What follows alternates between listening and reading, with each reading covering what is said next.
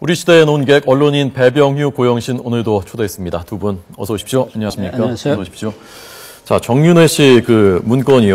네. 지금 세계일보는 공직기강 비서관실에서 만든 공식 문건이다라고 보도를 네. 했고, 청와대에서는 그 문건은 없고 그와 유사한 문건이 있어서 당시에 확인을 해봤는데 풍설에 풍설을 모아놓은 찌라시에 불과했다. 라면서 지금 이제 고소하겠다라고 하는 그 상황입니다.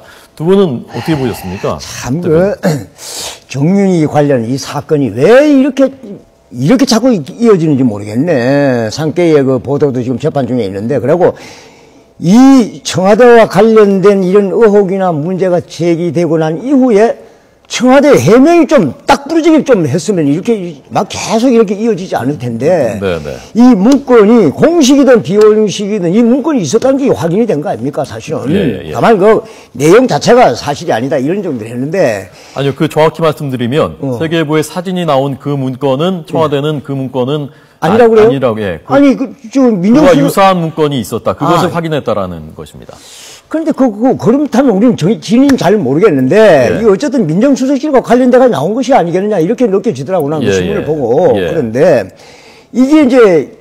이게 나오고 나서 해명하는 방식 자체가 나는 항상 마음에 들질 않아서 그래요. 과거에도 보면 저 상계의 사건 이것만 하더라도 딱 부러지게 처음에 설명을 했으면 이렇게까지 재판까지 가지도 않고 나는 해결되지 않았을까 하는 생각을 하는데, 지금 그 상계 신문의 그 재판 중에 정윤희 씨도 뭐 정인으로 채택이 됐다면서요. 예. 그 과정에 또 이 추가 문건이 말씀이 되어 있는데, 이 부분에 대해서 지금 청와대에서 명확하게 해줘야 돼요. 뭐 모르겠어요. 나는 지금 방송 들어오기 전까지는 이거 문건은 있는 것으로는 보고 내가 확인 인식을 하고 들어왔는데, 예. 유사한 문건이든 뭐 어쨌든 그 무슨 경찰관 A 경정으로 경정이 저 작성했다는 거 아니겠어요? 예. 그리고 그 사람이 이제 뭐 유머를 했는지 뭔지 모르지만 하여튼 뭐 비슷하게 뭐 이야기거리가 만들어지고 있는 겁니다. 예. 그럼 진작 이거 좀 전에 처음에 이거 나왔을 때부터 좀 해명을 좀 자세히 했으면, 지금도 뭐 난 여기까지 모고 가서 이게 비슷한 문건이 있지만은 사실이 아니다 하는 정도까지만 해명한 걸로 아는데, 그거까지 해명이 부족하지 않느냐는 생각이 들어요. 예, 고 교수님.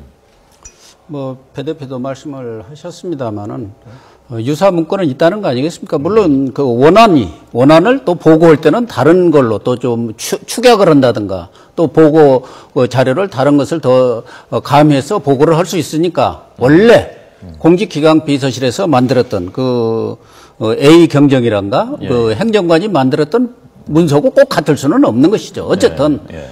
그 내용으로 봐서는 세계일보 보도 자체가 지금 사실인지 여부는 확인되지는 않았지만 여러 가지 정황상 청와대가 해명을 해야 할 내용들이 많거든요. 네. 한 달에 2번씩 만났다든지 또 그 세계일보에서 만난 장소까지도 다 공개를 했지 않습니까? 네. 그러면 그런 내용들에 대해서 사실관계를 명확하니 해서 국민들이 납득할 수 있도록 해야 하는데, 예. 유사한 문건은 있었는데 그건 뭐 찌라시 수준이다, 이런 걸 가지고 국민들이 설득이 되겠느냐는 문제 하나오고, 예. 또 하나는 지금 소위 말해서 정윤회 씨와 문고리 권력으로 지칭되고 있는 뭐 청와대 3인방, 그 비서관 3인방, 이 사람들에 대해서는 그동안 여러 차례 문제가 제기가 됐던 것이거든요. 본인들은 뭐 사실이 아니다 이렇게 얘기하고 있지만, 어쨌든 이런 문제가 지속적으로 제기를 됐다 한다면은 그 부분에 대해서도 박근혜 대통령께서 충분히 관심을 갖고 그 부분이 사실 여부에 대해서도 확인을 했어야 하셔야죠. 예. 그렇지 않습니까? 과거 정권에서는 친인척 여러 가지 비리들이 많았지 않습니까? 뭐 김영삼 대통령 때는 뭐 아들 현철 씨 문제, 또 김대중 대통령 때도 그 아들 세 아들은 문제 등 여러 가지 그 친인척들의 권력농단이 아주 큰 문제점으로 지적이 됐었던 거고, 네. 그러나 박근혜 대통령 집권 시에는 지금까지는 적어도 친인척의 문제는 거의 없었던 거 아닌가 보여지는데, 네. 다만 측근 비리 문제가 측근들의 어떤 권력농단이랄까, 아니면 무슨 인사 개입이라든가 이러한 여러 가지 어떤 얘기들이 구설수라든가 뭐 관측이라든가 이런 것들이 나오고 있는 상황이기 때문에 이런 부분에 대해서도 한자무억 없이 명명백백하게 밝혀주는 게 바람직하지 않겠느냐. 그런 부분들이 애매모호하게 그대로 지속되고 있으니까 국회에서도 이 얘기가 나오고 일반 언론에서도 보도가 되고 그러고 있지 않습니까? 그것이 박근혜 대통령 국정운영에 엄청난 이 악영향을 미치고 있기 때문에 더 명확히 해야죠. 예, 그 그런데 이제 이건 뭐 대통령이 직접 해명할 사항은 아니고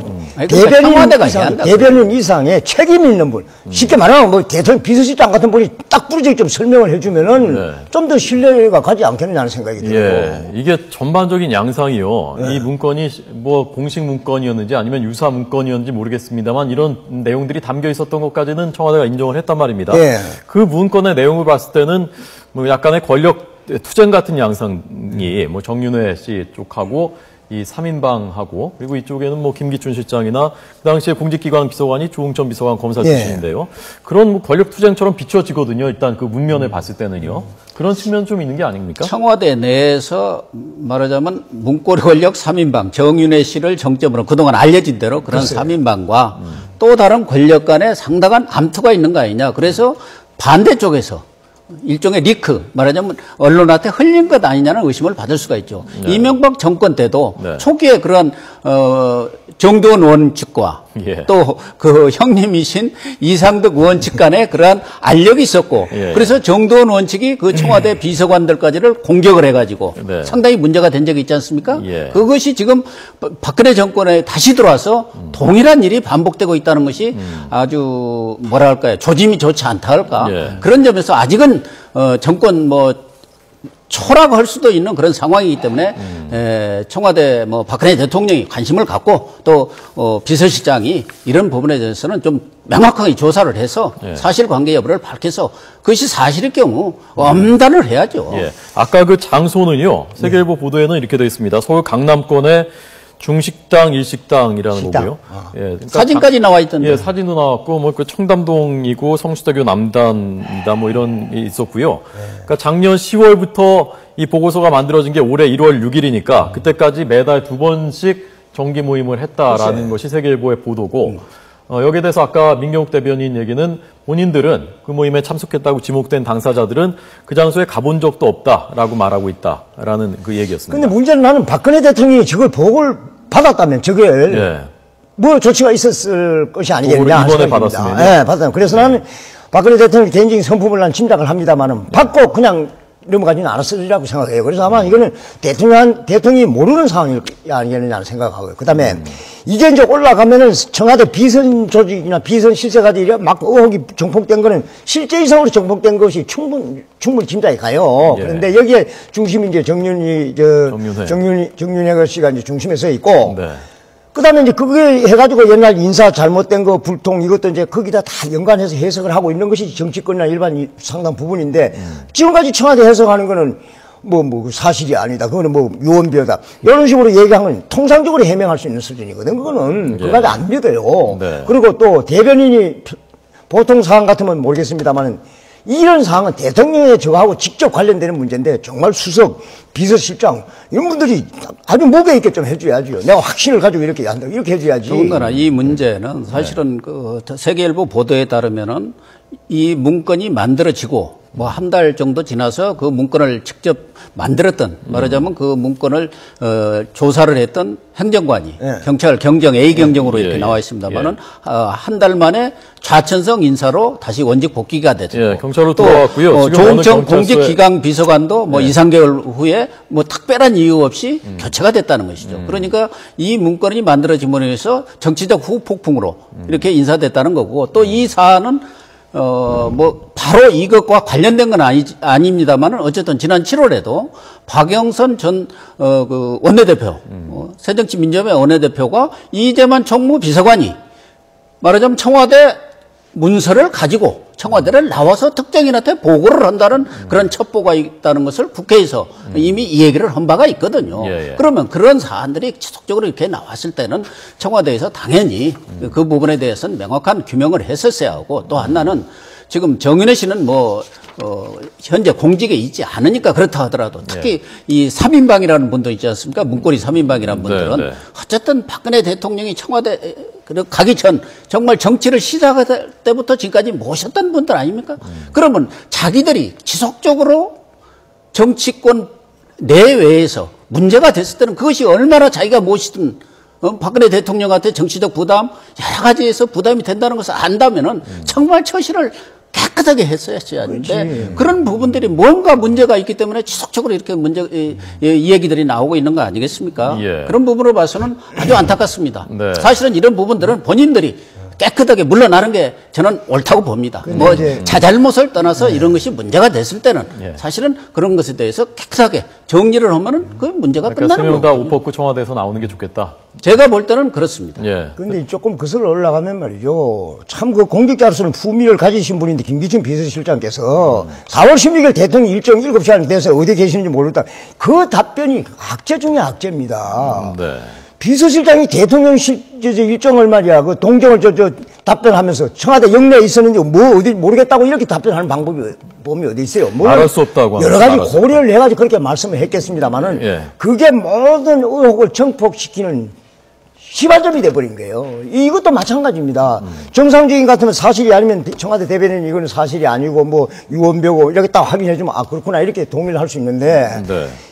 과거에 4.1 세월호 사건 이거 쭉 일련의 그 누적된 불신이 작용을 했기 때문에 이번에 나왔을 때도 대변인 해명 가지고 안 된다 이런 뜻입니다. 그래서 이제 이렇게 말씀을 드리는데 뭐 고 교수께서 책임지라고 말씀하시는데 사실 저도 그런 생각이 들어요. 국회 일정이 끝나고 나서는 뭐 대통령 비서실장 정도까지라도 책임을 지고 좀 자리를 바꿔야 되는 것이 아니냐 하는 그런 생각이 들어요. 네. 자, 우선 지금 들어온 속보 잠깐 전해드리겠습니다. 네. 담배값 인상폭을 2,000원으로 여야가 잠정 합의를 했다는 소식입니다. 원래 여당안이 2,000원이고 야당은 1,000원 정도를 했었던 것으로 알고 있었는데 2,000원, 그러니까 여당안이 대부분 야당이 받아들인 것으로 보입니다. 이게 잘못됐는데? 아, 잘못됐다고요? 네, 2,000원 올리는 건 너무 심해요. 아, 애원가 입장에서 말씀하시는 거 아니죠? 한 1,000원쯤 하든지 뭐 했어야지 2,000원은 너무합니다. 그러니까 애원가 입장에서 말씀하시는 거 아니죠? 저도 제가 담배를 많이 피우긴 피웁니다. 딱 꼭 내 부담을 가지고 얘기하는 게 아니고. 예. 2,000원짜리를 2,000원을 올리는 법이 어떻게 100% 이렇게 하는 법이 어떻게 이건 세금이 아니고 이거 벌금입니다. 예. 벌금을 물려면 사법적인 판단을 받아야 돼요. 네. 내가 뭘 잘못했다. 나한테 벌금을 물려면 사법적인 판단이 돼야 돼요. 이거 국민을 말이야. 죄인을 취급해가지고 막 이렇게 벌금을 덮으시는 법이 어디 있어요. 예. 이건 잘못 합의된 겁니다. 제가 볼 때도 예. 이 담배세라든가 이런 담배값 이런 것은 사실상 그 대다수 그 소비자들이 서민들이거든요. 그러니까 서민 증세나 마찬가지입니다. 예. 그러면은 예. 지금 여러 가지 재원도 부족하고 세수도 부족한 상황에서 기업들의 법인세는 지금 어떻게 된지 모르겠어요. 그 부분에 대해서는 저겁니다. 그러니까 법인세 증세 대신에 조금 전에 나왔던 그 비과세 감면 혜택을 기업들에 대한 비과세 감면 혜택을 줄여서 5천억 원 가량을 확보하기로 그렇게 여야가 합의를 합의를 했다는 겁니다. 이게 비과세 감면 이제 뭐 눈곱만큼 줄인 것 같은데 어쨌든 네. 5천억 원이고 예. 2천원이 오름으로 인해서 얻는 그 세수 증대 효과를 따진다면 서민들의 부담이 예. 다시 엄청나게 높아졌다는. 물론 우리 배 대표님처럼 애연가들 입장에서는 개인적으로도 상당한 그 부담이 되겠지만 이런 서민 증세를 통해서 부족한 재원을 마련한다는 것은 예. 옳은 방향은 아니죠. 예, 알겠습니다. 예. 고 교수님은 담배는 안 피우시나 보죠? 저는 뭐 끊었습니다. 예. 배 대표님도 이번 기회에 끊으시기를 노력하겠습니다. 권고드리겠습니다. 시간이 다 돼서 오늘 여기까지입니다. 두 분 잘 들었습니다. 감사합니다.